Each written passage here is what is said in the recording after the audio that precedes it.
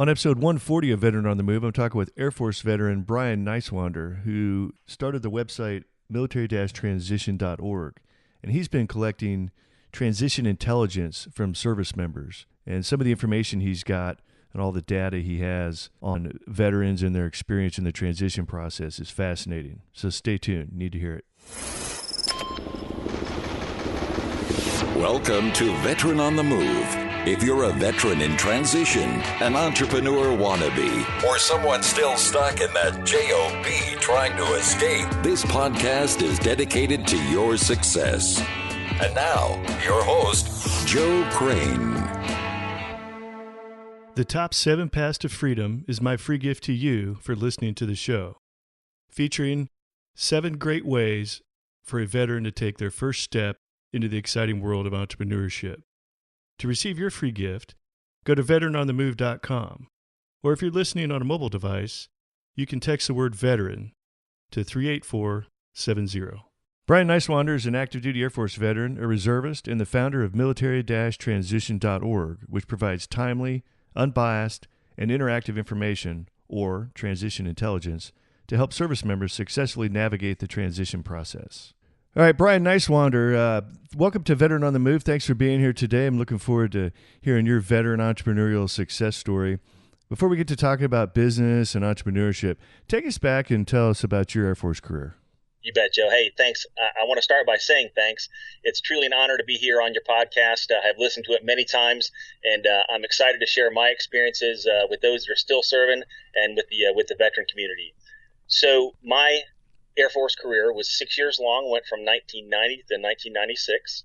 I was an intel officer. I had an assignment up in Alaska at Elmendorf Air Force Base. So that's what I called our quasi-joint tour. So we lived over on Fort Richardson with the Army and worked with the Navy. Classic Cold War assignment. Loved it, aside from it being just a little bit cold in Alaska. Yeah. A lot cold, actually. So we went from the cold of Alaska to the wind of Nebraska to Offutt Air Force Base. So here I was actually in the airborne world, working with the RC-135 community. So that brought me up to the 6-year point. And I wanted to try something different. I wanted to transition out into corporate America. So my commitment was up, and it was time to make the jump. And so I started exploring and thought that it was the right thing. And so there was my transition into corporate life. Yeah, so tell us a little bit about your transition out of the Air Force and what happened with that. You bet, Joe. So the year was 1996, 20 years ago. Hard to believe that much time has gone past. My first civilian position with the Fortune 500 was here in Cincinnati, Ohio, doing market research on consumer brands, big, mega consumer brands, billion-dollar brands. So taking information, taking data, and putting that in context, addressing things like, what does this information mean, and what do we do about it? How do we make business decisions from this information? So although it was called market research, it was really business intelligence, and that kind of laid the framework for what I'm doing today. It's military-transition.org. Yeah, I was going to say, I was looking at some of the stuff you had sent me with all the transition data, and I'm like, wow, this guy's a real data guy. So it really makes sense that you were in that space, maybe in a different context, but you definitely understand data and the power of data. Absolutely. And so that's what I learned. That's what I did. Of course, my skills translated very well from the military into, the market research, business intelligence space, and being able to predict what do we do with the information and how do we make decisions. So my corporate experience in the Fortune 500 is about 8 years long. 2 primary roles, a couple different companies in the Fortune 500. But I primarily did market research again, and that's kind of the theme that you're going to hear throughout the podcast and what you'll see in the business. I also did supply chain management. Great experiences. I enjoyed being in corporate America, but it was interrupted because of the events that happened on 9/11. So I was a reservist, and I was mobilized several times and brought back into the fight. After the last mobilization, I really felt like what I was doing was contributing to the greater good. And so I stayed in the public sector. So my experience over the past 20 years has spanned both the public and the private sectors. So you, like me, I actually entered active duty in 1990 also, and I was active for 8 years. And then I left active duty, transitioned to the reserves, did the airline thing. and my life was disrupted by September 11th, and ultimately I came back a couple of short tours on active duty, and then one very long tour, and ended up retiring. And so I've transitioned in and out of the military a few times, and so I really love the transition space. I love talking about it. I love being in it. And although this podcast is primarily focused on transitioning to entrepreneurship, I love, and I'm involved in all aspects of military transition. So, what is it that triggered you to come up with military-transition.org, which is your website, and all the great information that's there? What is it where'd you get the initial idea that you needed to do something like that? You bet, Joe. Hey, first, Joe, also let me say thanks for your service. And we do share a very common background in that active duty, mobilized, time on active duty. So all good. So the idea actually came up 20 years ago when I first moved into corporate America. Again, I was doing market research, and I was surrounded by fellow veterans from all branches. So we were constantly recruiting fellow veterans to come out with us, so to increase our ranks. I had service members from all other branches in the bullpen with me, and so I learned a lot about their transition. Of course, I went through the Air Force process, but I learned about all other services processes. 20 years ago, though, I will tell you, there wasn't really that clear of a process. There was no TAP. There was the DD Form 214 and a thanks, a handshake, and they walk you to the door. So it started 20 years ago from the experiences of working with service members, helping them with the transition, recruiting them, but then also coaching, one-on-one sessions. I've done workshops across the board. 20 years of being a civilian, back in uniform, back and forth, public and private sector has taught me a lot. So the idea, 20 years ago it started, and in these conversations over 20 years have learned a lot about the transition process, how it works, opportunities, challenges, gaps. And so two major themes have come up which gave rise to militarytransition.org. Aside from it's confusing, it's stressful, it's difficult, the two things are that first, the transition is personal. And when I say personal, that means that the one-size-fits-all approaches and the information that we're sharing aren't always working for our service members. So number one, personal. Number two, a lot of our service members as they transition are making the same types of mistakes as those that have gone before them. So the bottom line when I say those two things is that we really need to give them personalized information that's based upon the experiences, the lessons learned, good and bad, of the veterans that have gone ahead of them to help guide and inform transition-related decisions. That's what this is all about. That's what gave rise to it 20 years ago, and that's what we're doing today. The information that we share on the website addresses that. And when you visit the site, you'll see that you get information around what, who, and why. So I'll talk about metric data, and I'll talk about the comments that people have given us. The metric data gives us the what, and then you can drill in on who is giving you that answer, and then the why behind it. And I have a question, looking at your data, where are you getting people to, where are you getting the input from your data? How are you getting veterans to respond, and how are you getting them to take your surveys and all that? Yeah, Joe. So great question. So I should have said when I did this, when I came up with the idea 20 years ago, I actually started writing these questions. It's a market research survey is what it is. It's a market research survey that's online. You can actually get to that survey itself on our website. And it asks a series of both what we call closed-ended questions that get metric data, and then open-ended questions where you provide text. So there's a survey. It's on the website. It's a number of different places. And we're trying to get 100,000 veterans to respond. It's entirely anonymous. There are no questions that would indicate who you are. We don't ask you for anything down to that level. It doesn't ask for any emails. It just asks questions anonymously. It's really important that it's anonymous so that we get that candid, honest feedback of good stories and challenges, opportunities, and obstacles to overcome. So it's an online survey.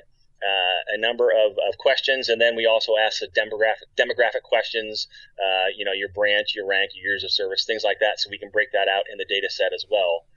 When you go to that dashboard online, you'll see those demographic filters on the side, so you can actually look at the data set based upon a member's branch, rank, years of service, their education level, their specialty, whether that be an MOS, an AFSC, their age, and their gender. Wow, that's awesome.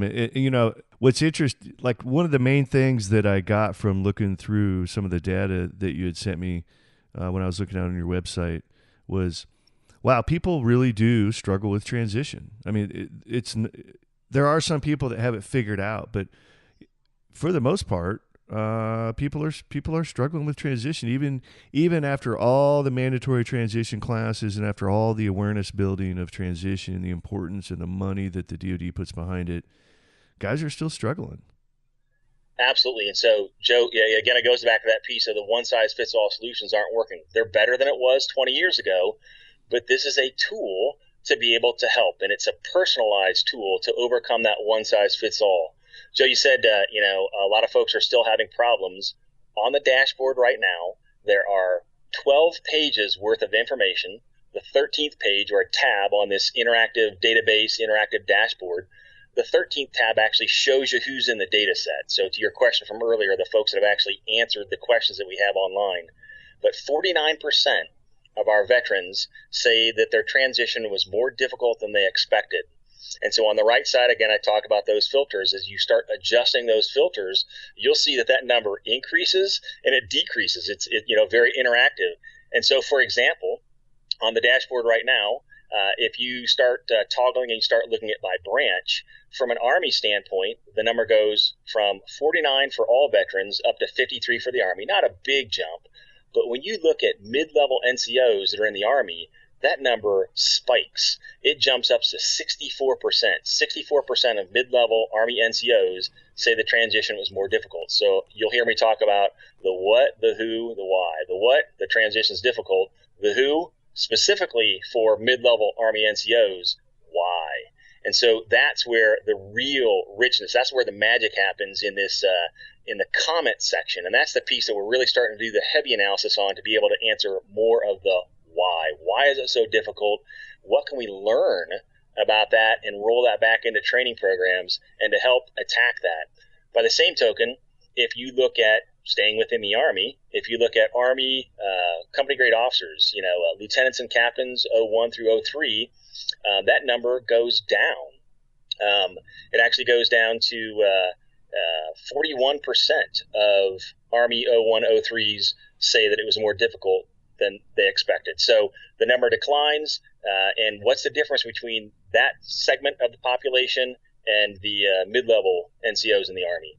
The same dynamic exists in the Air Force. So when you look at from an overall Air Force standpoint, the number will increase. For mid-level NCOs, it goes up to 58% have difficulty and 43% for our company grade officers. So Army and Air Force NCOs are having more problems than our company grade officers. Why, and how do we address that?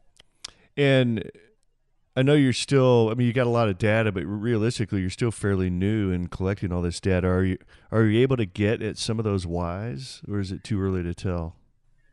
Actually, so as I start to go in and address some of the whys, I can get on an individual basis. But so the next phase, so right now we have the dashboard. It's interactive. You can see the data sets. To date, validated responses are almost 1,700, which is pretty decent, but still want a lot more to be added to that database. But you can actually see the numbers change. That is the quantitative data, the metric data that's online. But we're going to start doing a heavy analysis with some sophisticated analytic tools to start getting at that the text data to understand major themes and trends to address why. So we expose some of the data individually, but I want to really share that from a collective standpoint, analyzed. And so early in 2017, I plan on publishing a formal report that the data that we have so far, and actually will give a lot more of those whys. Wow. Okay, so and you alluded to it already, but what is it that with all this data on military-transition.org, ultimately, what are you going to do with it, and what are you trying to accomplish? Yeah, great question, Joe. So first of all, I'm trying to help our service members with that transition. Remember, half of them say it was more difficult than they expected. So it's about helping our service members make the transition first and foremost. And everything we do, we're going to expose all that data back to them. Second is I want to help from a systemic standpoint address the process. So, sharing this so that we can go back and when we see for groups it's more difficult, why is it more difficult and how do we attack that? For those it's easier, what are we doing differently and how do we roll that back into to systemic training programs? This will be done every year. So we started the survey in 2015. We actually launched the dashboard, this interactive database, in 2016. But every year we're going to keep doing this. This is an ongoing effort. So you're going to see how the data changes over time. And as we as a community start attacking and addressing, whether it be veterans, whether it be companies, individuals and organizations, veteran service groups, veteran service organizations, as we attack this transition, this is a report card. This is a scorecard that we all can use to see how it changes over time. So that's the long-term plans. Again, right now the metric data is available. We're going to do deep analysis on the comments, what some people call, the qualitative data. We're going to expose that eventually online. It's going to be in the formal report. And we're also looking for some help from veteran-friendly and military-friendly organizations to help us with that deep analysis. But it'll be trended over time, and this is going to be a long-term effort to see how the process is changing, and our intention is to help make it better. Yeah, that's great. Now, where is it you're exposing your survey and data to veterans? How are you going about doing that? So the survey and data is completely online right now, and that's, again, the metric data, so you can see all that today. There are some comments that are available online now. That's takes a lot of time to actually pull those together. If you go to the website, military-transition.org, in the top section of the site, you can see results, and then click on, it's called the Transition Intelligence Dashboard, and I will use the analogy of intelligence because this is really transition intelligence data to help guide your decisions. So it's there. If you go to the website and click into the survey itself and you go to page 12, you'll actually see two of the questions that we ask in the survey. You'll see some of the verbatim comments that are provided. We don't change any of the comments. I will say, though, we will go in and, we touch the grammar. We don't touch the spelling.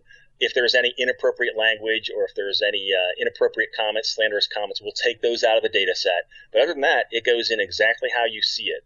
So you'll have access to all the raw responses.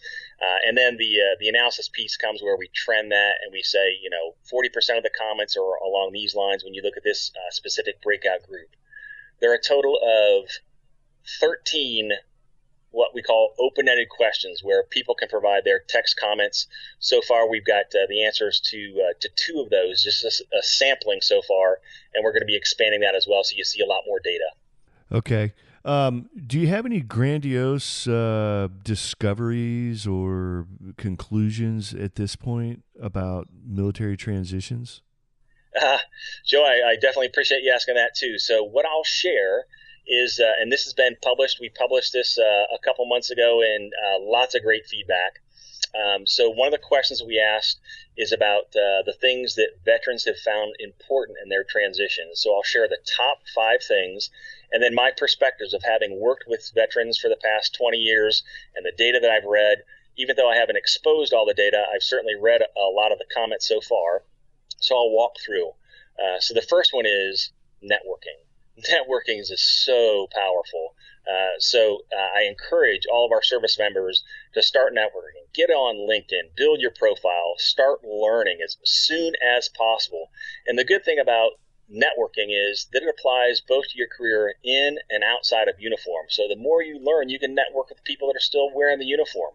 So number one, network. It's free and it really pays off. That's where the real jobs are through networking.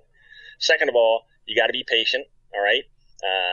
It takes some time. It is not an easy process, and it takes time, and you have to, kind of learn as you go. But that also then leads into number 3, start preparing early. I tell folks at least 2 years before you make the transition to start that, because it's very difficult to do. You're going to learn a new language. You're going to learn the language of business. You're going to learn the language of civilians. And so it takes quite a bit of time to be able to do that, to do it well. Have a plan. Put together your timelines, that 2-year plus plan, and start walking through it. Know the things that you're going to learn along the way, and think through that. And very, very important that you have that plan. And then number 5, and to me, this is actually right along the lines of networking, is learn to translate your military skills. Cannot tell you how important that is. You've got to be able to translate it to an employer and show them how you can add value to their organization, because that's what it's all about. And that seems to be a real big hang-up for our service members, is that translation piece. They want to keep using military jargon, acronyms. You gotta overcome that, and that takes a lot of time. So again, network, have a plan, be patient, 2 years out, but translate. I think I've noticed a lot of veterans, military folks, they kind of misunderstand networking, what it's really all about and how to go about it. And I think there's a big issue with how to translate military skills. Like in the beginning, I was like, okay, don't yet, instead of using the word leadership, change it to management. Okay, that's translating your military skills. But that's just syntax and grammar. That's not really the most important part. I would say the most important part is, how do you explain to somebody that's never been in the military or known anybody in the military, because we're all less than 1%ers, so it's only natural to assume that most people in the civilian sector may not even know anybody that's in the military, let alone ever been in the military. So you take it a lot farther than that. Like, it's just off the top of my head, like, okay, well, I'm able to lead a squad of 12 motivated, hard-charging individuals, through some pretty hairy, whether we're doing urban operations and knocking down doors or whether I need to get them to the top of the mountain, I can do that. And how do you say that in a way that relates to the person that you're talking to on the civilian sector? Because I've had all civilian type folks listen to this podcast, and they listen to what all these guys and gals that I'm interviewing are talking about. And they're like, wow, I had no idea that's what the military was all about. And I had no idea the capability. My mentor from American Corporate Partners, she said, man, after listening to your podcast, I think I need to go out and figure out how to hire some more veterans, because some of these guys have all the skill sets that I'm looking for in my business. She works for MasterCard. And I'm just scratching my head going, how do you not already know that? But the fact is, there's this huge gap. All the time and effort and money that's being put towards closing the gap between the less than 1%ers and all these civilian companies that say they really want to hire veterans. There's this huge gap of, well, one, we don't know any veterans. Two, how do we go find them? And then when we get them, how do we know we're getting some good ones and not some bad ones? Because, obviously we're not all great, or we're not all the right fit. So there really is this huge gap that exists there amongst the veteran population and corporate America, and both sides are willing to close that gap. But it's like we're looking at each other from across the Grand Canyon, saying, "Man, they're over there. Yeah, okay, I see them, but how do we get there?" Yeah, Joe, I couldn't agree more. So there are a ton of great organizations. ACP is one that you just mentioned. Ton of great organizations that are out there that are helping. There's lots of information that's available now as well. So critically important that you start to understand, and networking is a piece of that, but you've also got to give yourself a significant amount of time to start that process. So I tell folks the first thing is start reaching out through LinkedIn. Now, don't confuse social media with networking. Social media is a tool, and it will help you build your Rolodex, but real networking is when you interact with people and you learn from each other. So a lot of these folks, you mentioned corporate partners that want to recruit our service members. They want to learn about what you do. They want to understand your language as well, because this is a huge talent pool. And so there's that exchange. You learn from them, they learn from you. I tell folks it's called an informational interview.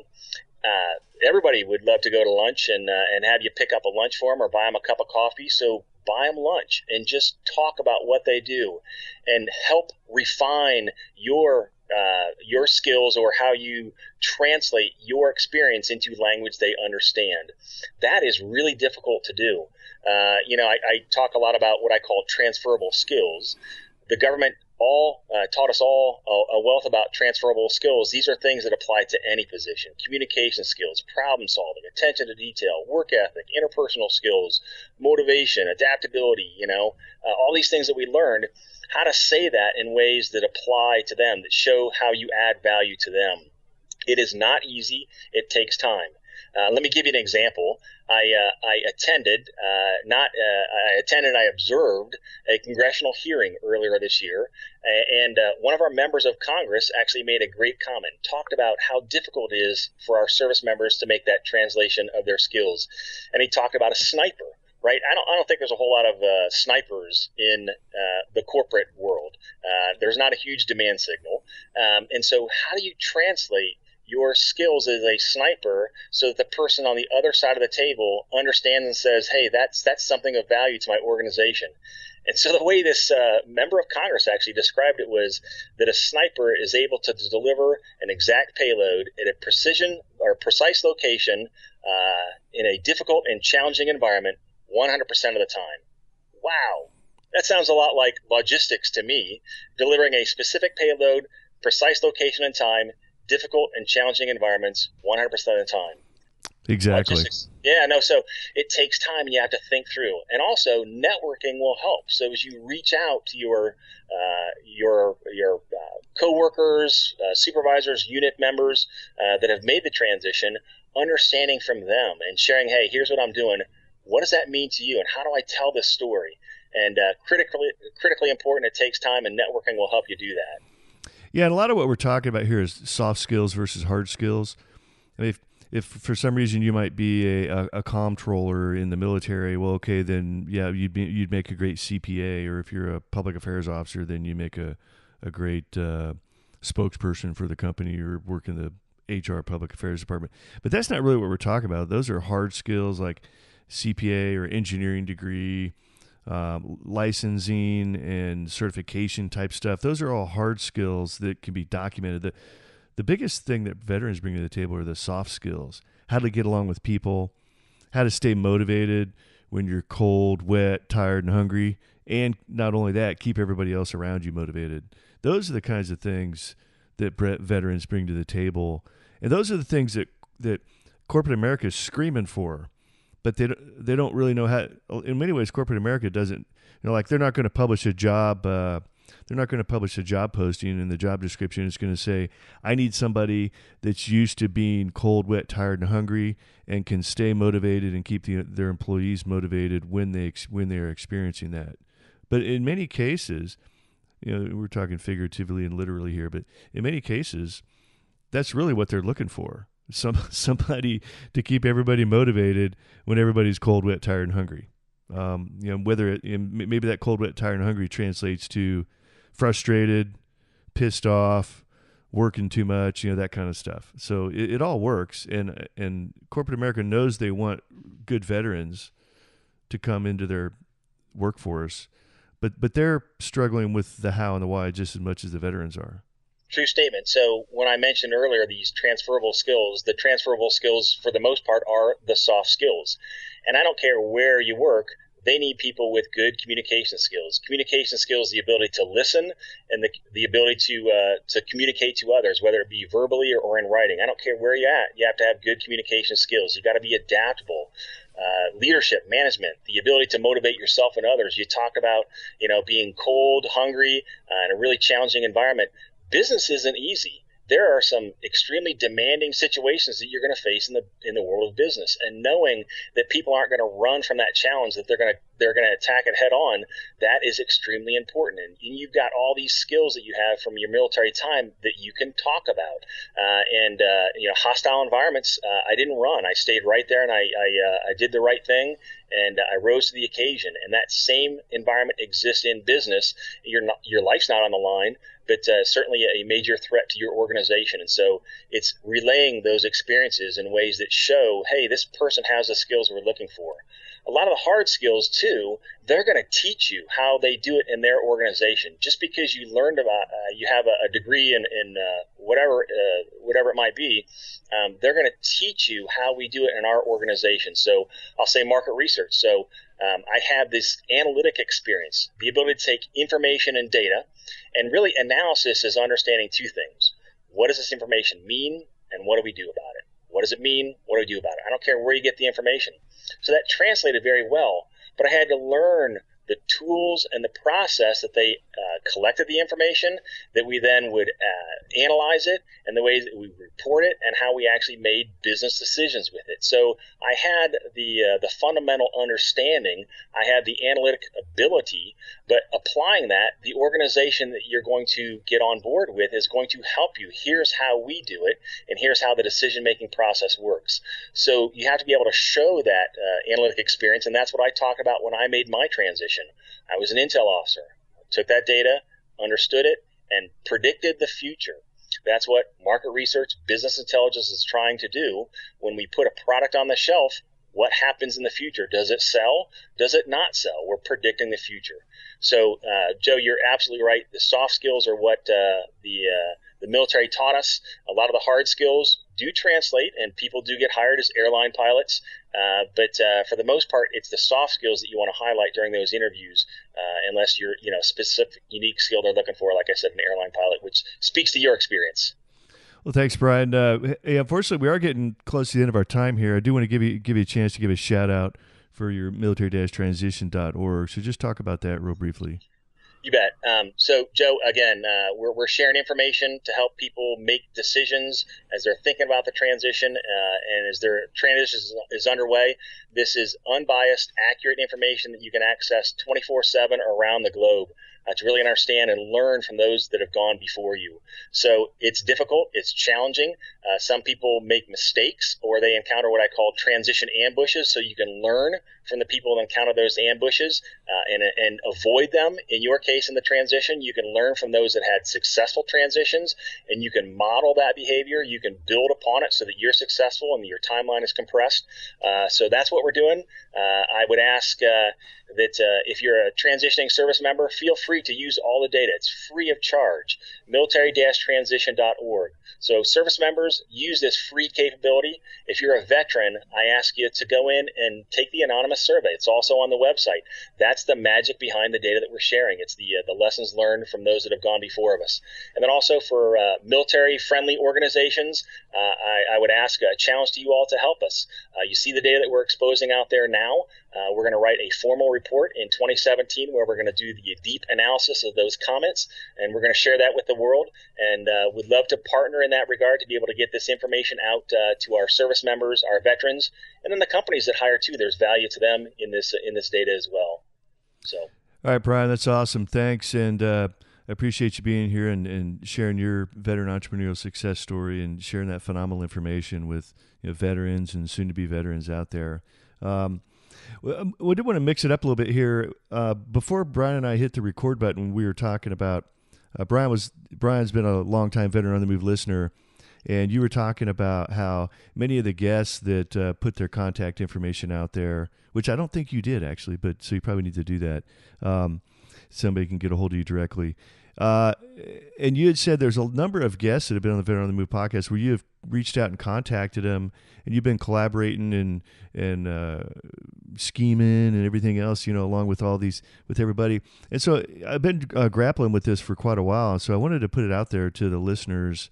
It really makes me think that there's probably a need or a desire to have some type of Veteran on the Move community out there. So I'd really like to hear your thoughts.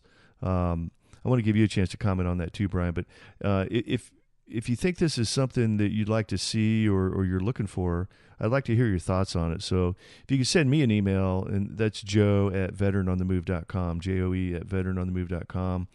And if you forget my email address, you're driving down the road, you can just go to veteranonthemove.com and submit the contact form that comes to my same email. So I'd really love to hear what you have to think about establishing some type of Veteran on the Move, veteran transition to entrepreneurship community. So, Brian, could you share with us real quick before we end it, now your contact info and also what you've gotten out of talking with previous Veteran on the Move guests? Absolutely. So Joe, I have been a loyal listener for a year plus, and so I have reached out to numerous of your former podcast guests. And so, for example, I'm supporting the Kickstarter that's happening right now for Man Mug. That was 2 episodes ago, and Brad did a great job of talking about their launch. And actually, we're now doing a Kickstarter. So hopefully within the next 2 weeks, we're going to have a Kickstarter campaign. So I've been modeling what they're doing. Dwayne Paro, he and I have been talking online, and he also shared kind of the prep to get ready for the interview. So I appreciate that. The folks at Scout Military, we are sharing logos and helping each other. So we're partnering together. So there's a whole list of individuals and organizations that I've reached out to. Can't thank you enough for what you're doing and getting this information out for those that are in transition. And I have personally used it and I found it very, very helpful. So if you had a community of interest, we would love to join in. We would love to help get the word out about that community of interest because, again, I have been listening to this. I'm already out. I've been out for 20 years and I'm listening to it. So good stuff.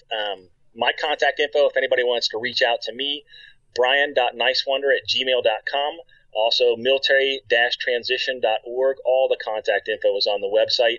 And then also, I would encourage you to visit my LinkedIn page, and let's connect on LinkedIn as well. So, Joe, again, thank you. And thanks to all your previous guests that have been on and all the things that I've learned from them.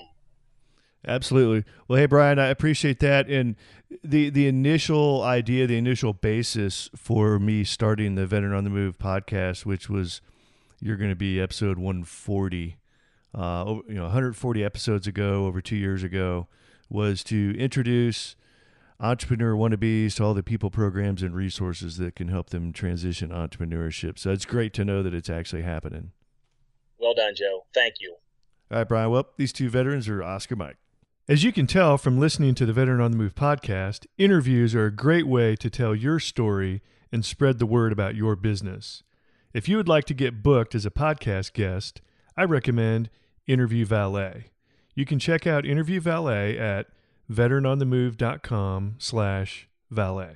Be sure to check out thrive15.com, the world's premier online education platform that helps entrepreneurs, aspiring entrepreneurs, and intrapreneurs learn how to start or grow a successful business. Start your free 30-day membership by going to thrive15.com and use the promo code VETERAN. Thank you for listening to Veteran on the Move, your pathfinder to freedom. If you like the show, leave us a review on iTunes. Reviews are always greatly appreciated. So until next time, this veteran is Oscar Mike.